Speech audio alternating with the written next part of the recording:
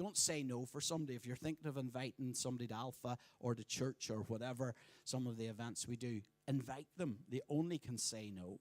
And so today we're going to talk about excuses, because people are full of excuses. I'm probably one of them. Probably we're all have excuses when it suits us.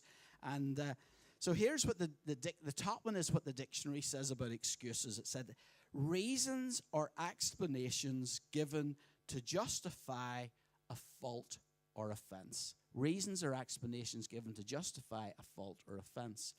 This bottom one is when I moved to Lisburn, we went to Sloane Street Presbyterian Church, and the minister there, this was one of his favorite sayings, and he always said this: an excuse always reminded me of sausages, and you'll see why as you read it. The skin of a reason stuffed with a lie. So an excuse is the skin of a reason. It sounds very plausible, but it's actually stuffed with a lie. And so I love that second one. And of course, the dictionary definition helps us to understand what an excuse is. Now, I love these. I'm going to read you out some excuses. These are people who had accidents, and these are things allegedly that they have written on their insurance claims or said to police officers. And so if I break into hysterics halfway through, somebody come up and rescue me. Leaving home for work, I drove out of my drive and straight into a bus. The bus was 5 minutes early, so obviously it was the bus's fault. One wheel went into the ditch. My foot jumped from the accelerator pedal, leapt across the lane to the other side and jammed in the trunk of a tree. I was on my way to the doctor with rear end trouble when my universal joint gave way, causing me to have an accident. Oh, dear, dear. The gentleman behind me struck me in the backside. He went to rest in the bush with just his rear end showing. Coming home, I drove into the wrong house and struck a tree I haven't got. And these are supposed to be for real. The accident was caused by me waving to the man I hit last week. I have been driving for 40 years when I fell asleep at the wheel and had an accident. Well, that's understandable. I love this one. This will really upset dog lovers, so I'm apologizing in advance. I pulled into the lay-by with smoke coming from under the bonnet. I realized the car was on fire, so I took my dog and smothered it with a blanket. I don't think they mean the dog. I think they mean they took the dog to safety and smothered the car with the blanket, but that was their excuse. I pulled away from the side of the road, glanced at my mother-in-law, and headed over the embankment. I started to slow down, but the traffic was more stationary than I thought. I'm sorry. So these are ones then that were said to the officers, police officers. I'm sorry, officer, for speeding, but without my glasses, I can hardly see the speedometer. So there's not much chance seeing the other cars. Sorry, officer, I know I was speeding, but I was trying to get to the gas station in a hurry before I run out of gas or petrol. I know I was going fast. I was trying to get some of the snow off my windshield so I could see where I was going. Sorry, officer, for throwing the beer cans out of the window, but I didn't want my wife to see how many that I had drunk. My last one, my wife ran off the state policeman, and when I saw your flashing lights, I didn't stop for a second. I thought you might have been the trooper who's trying to bring her back to me. That sounds like a made-up one, doesn't it? But it's... So we're going to get on to excuses, but we're going to start with some dinner party tips from Jesus. Hopefully you can see that.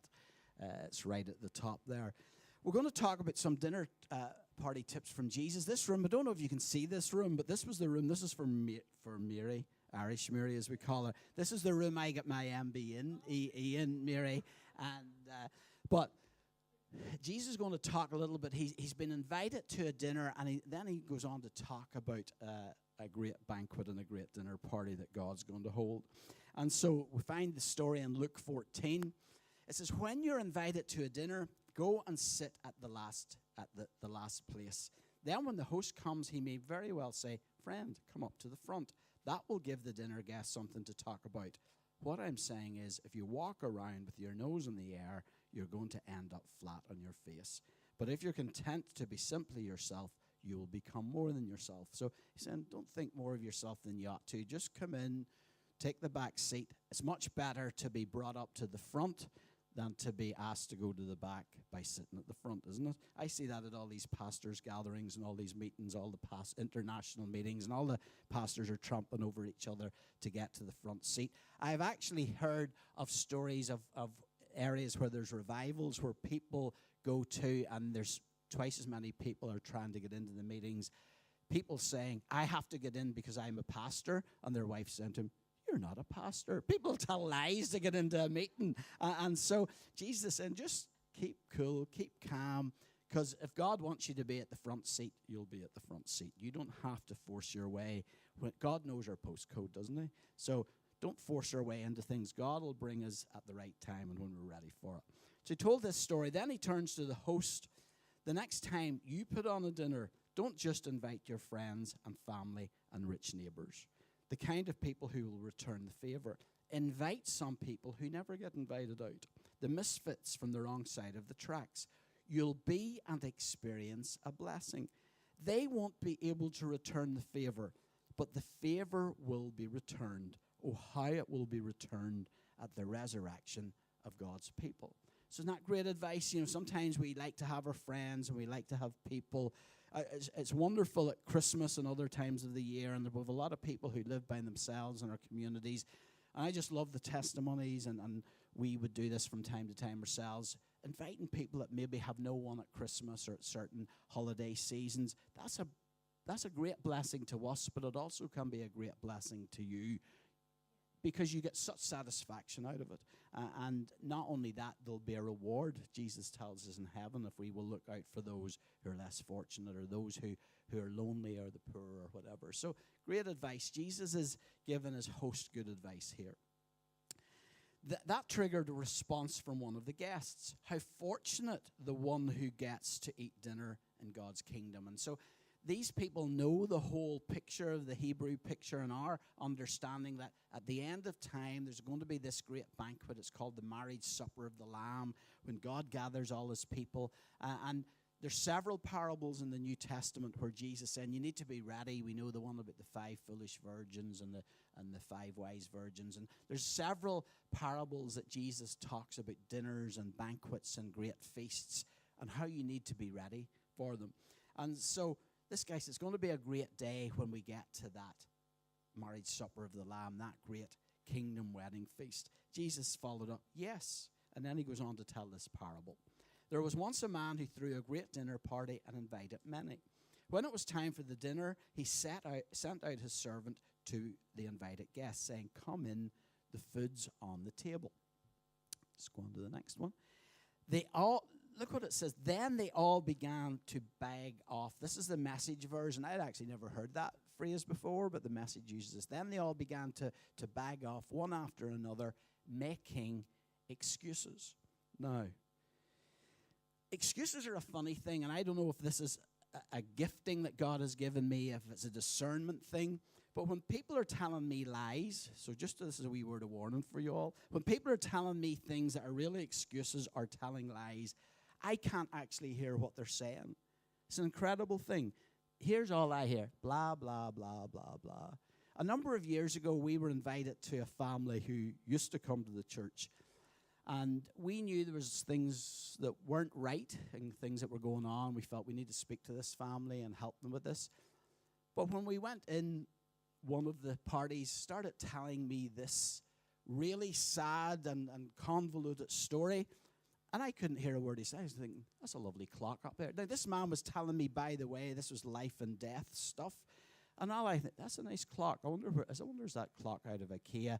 All I could hear was blah, blah, blah, blah, blah, blah. We found out 6 months later, his wife told someone that we knew that they had set the whole thing up and that they had gathered together. The wife sat in the corner shaking like an actor who had won 4 Oscars. But they'd set the whole thing up. It was a whole pretend thing, and they were actually just, I don't know why they needed to do it, because it wasn't going to benefit us or benefit them. But it taught me something, that God can give us gifts, God can give us discernment. So when you're making excuses or you're telling lies, just be aware that someone who's filled with the Spirit knows. You might be saying all the words, but people know in here you're talking nonsense. or vice versa. And so discernment, the gift of a discernment is a wonderful thing. So these people are making excuses. So if you find that someone's talking to you, you maybe have this gift and you hadn't realized. Here's a word for one or two people. You've maybe been in situations where somebody's telling you something and you're thinking, this person's pouring out their heart and they're telling me this terrible thing. But actually, it's not resonating with me at all. So we need to listen to the Holy Spirit and ask, well, why is that? Maybe you're at fault or maybe you're not connecting. But God could be developing the gift of discernment in you. And so it's not a nice thing when you're walking into it at the start, but it's an interesting thing. So when people are talking to you and all you hear is blah, blah, blah, blah, blah, blah, you're either a very bad listener or God's given you a gift. And you need to work out which one of the two it is. And if that's happened to you, come and talk to me at some stage and I'll try and help you with it. But sometimes God has given us gifts and we don't realize that he's doing it. We think, oh, that's a real bad thought to have. No, sometimes it's discernment. And so that's just an aside. That's nothing to do with the story. So the first said this, I bought a piece of property and need to look it over. Send my regrets. And here he is with his amazing piece of property. Another said, I love this one. Another said, I just bought 5 teams of oxen and really need to check them out. Now, who knew that you could get a magazine to tell you how to, a teamster's guide to raising, training, driving, and showing oxen? That must be a fun day out. Anybody ever been to that? Or seen that? It has to be in America. If you're watching from America, we love you. You have some of the weirdest things going on ever we've seen. Well, I suppose we have tractor plowing and all that sort of thing. Anyway, he said, I can't go because I have to raise and train and drive and show my oxen. Please send my regrets. Here's one of the guys that this guy must be an interesting. Imagine spending the day with that guy. That would be a ball, wouldn't it? That guy would tell you some stories, most of them not true. But anyway, I have no idea who he is. I hope he doesn't see this in the World Wide Web and write me a nasty letter. Anyway. Another one said, I just got married. I need to get home to my wife. Think this guy probably has a valid enough case because he looks as if he's just about to croak it. And so I don't know if that was him or not, but that was the excuse he made. Yes, I got married. I need to get home to my wife. The servant went back and told the master what had happened. He was outraged and told the servants, quickly go out into the city streets and the alleys, collect all who look like they need a square meal, all the misfits, homeless and wretched you can lay your hands on, and bring them here.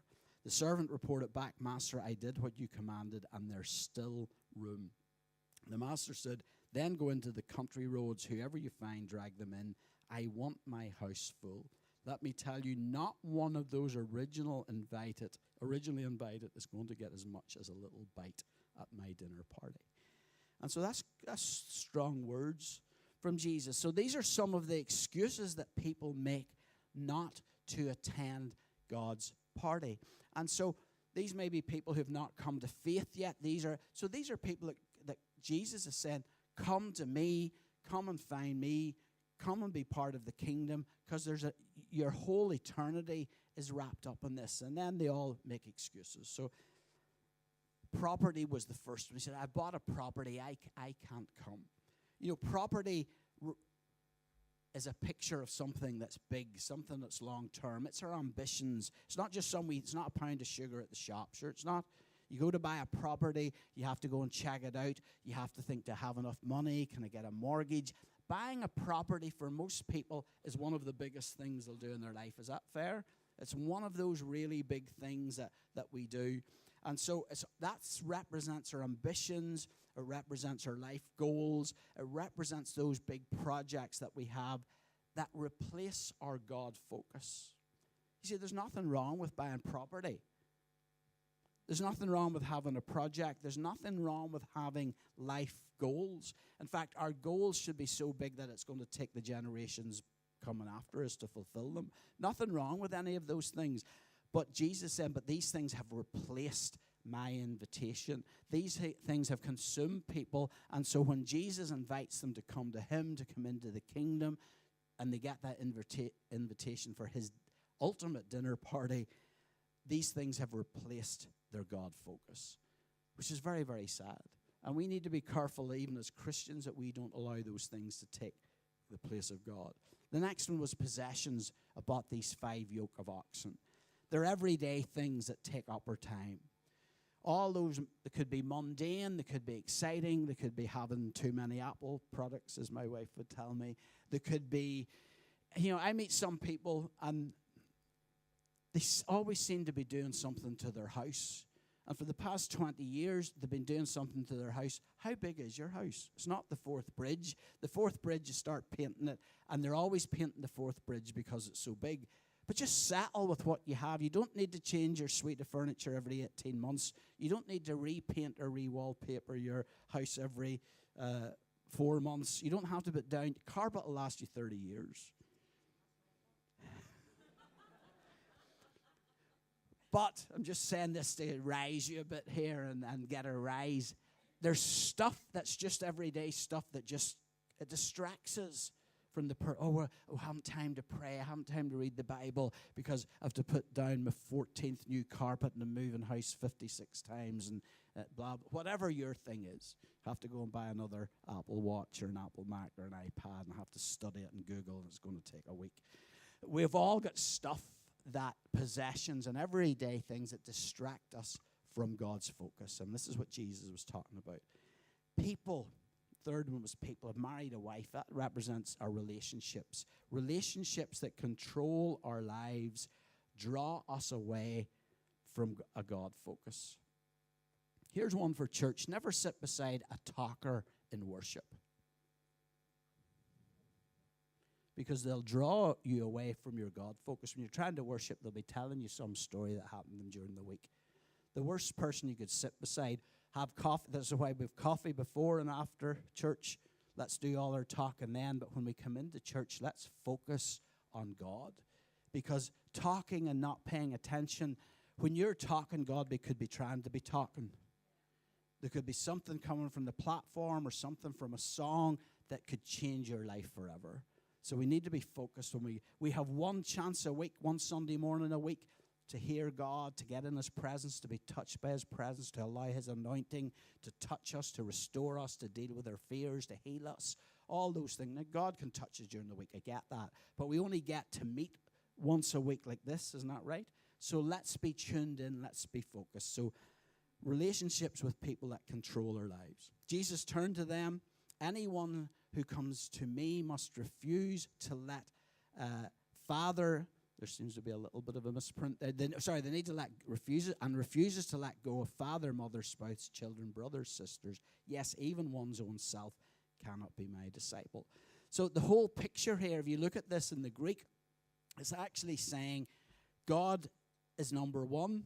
All these other things are great, but you have to put them in their place. And this is, if you look at the origins of the words that are used in this little piece of the scripture, it's saying God's number one, love the Lord your God with all your heart, soul, mind, and strength. Love your neighbor as yourself. So get things in the right perspective, things are going to go well with you. Anyone who won't shoulder his own cross and follow behind me can't be my disciple. That's why lots of people walked away from Jesus, because they didn't want the commitment. They wanted the easy route. And there isn't an easy route. That's why we're called disciples. Here's a clue. The word discipline is in the word disciple is in the word discipline. And so this is a disciplined walk. We're called soldiers of Christ. We're the army of God. There's discipline in our walk with Jesus. But then it's not only people who are not saved, who don't know the Lord, who make excuses, or ourselves sometimes. We can make excuses regarding God's purpose or purposes in our lives. And so here's a classic one. This is Moses, in case you wondered who that was. And took this with my very own iPhone X, so it's a true picture. And so he made excuses. He had a call of God on his life. I'm watching my time, I'm okay. He had the call of God in his life. He's been prepared for 80 years to this point. And God said, okay, spoke to him out of the burning bush. We maybe know part of the story. And God really called Moses and said, I've got a job for you to do. I have a purpose for you to do. First thing Moses says, you've got the wrong person. God may have come to you. God may be speaking to you about a purpose that he has. The first thing is, you've got the wrong person here. And don't put your hand up, but some of us have maybe said that. Oh, well, I'm not. Maybe we come to ask you, would you be part of a prayer team? Would you be part of an alpha team? Would you be part of something? Lord, you've got the wrong person there. I'm too shy. I'm too reserved. I'm not whatever. Moses said, who am I to do this job? He felt inadequate. We can all feel not good enough, not holy enough. Moses said to God, you've got the wrong person. Why me? God said, I will be with you. That was all he needed to hear. Now, he still wasn't happy because then he said, well, I'm not ready yet. Moses said, what shall I tell them? He thought, well, sure, I don't know what to do. I don't know what to tell them. He felt ill-informed. Maybe God has asked you to do something. Maybe go to speak somewhere, give your testimony somewhere.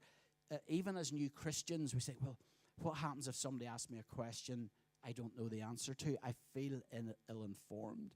Well, just say, well, I'll find out for you, and I'll get back to you. But then do it. Don't overpromise and underdeliver. If you say you want to find out something for somebody, do it and get back to them. He felt ill-informed. He didn't think he would be able to answer all the questions. He thought he would have nothing to say. God said, this is what you're to say. So God told him what to say. So that made it a lot easier for us when we get ourselves in the positions of obedience and we do what God's asking us to do. He gives us the word to say.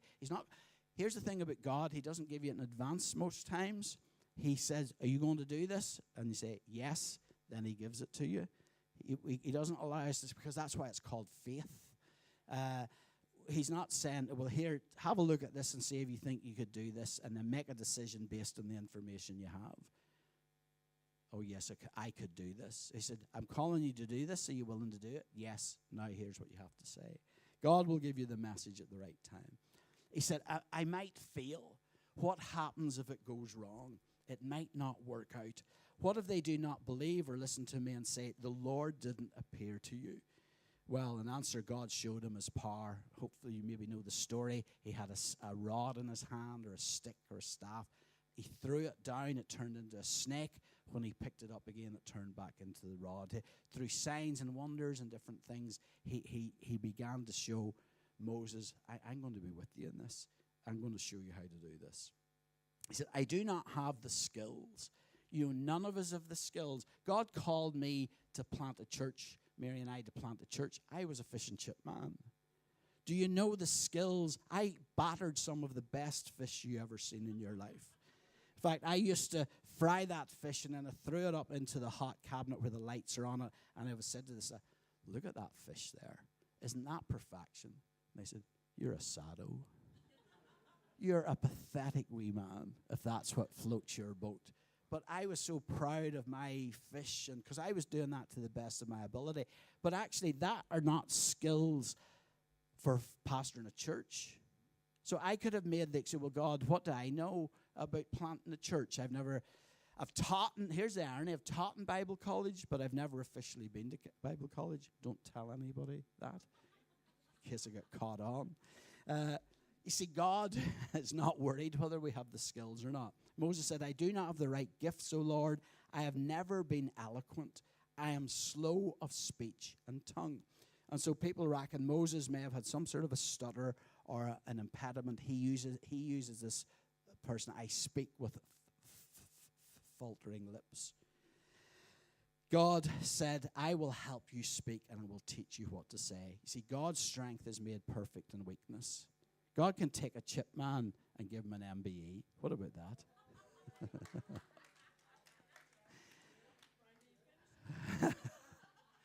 It's amazing what God can do with us. The reason I talk so much about it is I'm astounded by it.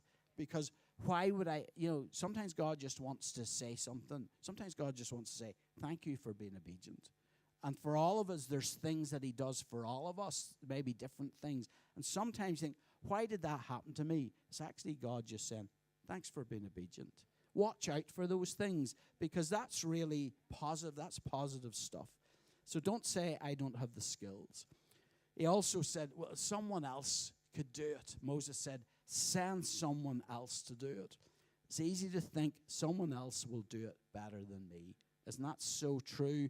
We think, why did God not ask such and such a person? Remember Reinhard Bonnke? God called him. He's seen over 1 million people come to faith. And he said to go, why did you choose me? And God said to him, well, actually, you were third on the list. The other 2 people said no. That's a humbling experience, isn't it? But he's still seen over 1 million people come to faith.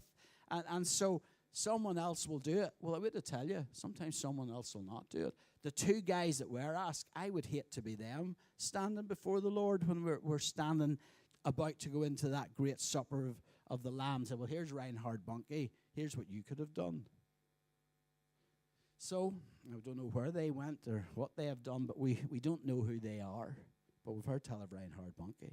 And so, God was not best pleased with Moses, but he said, I'll send Aaron to be with you.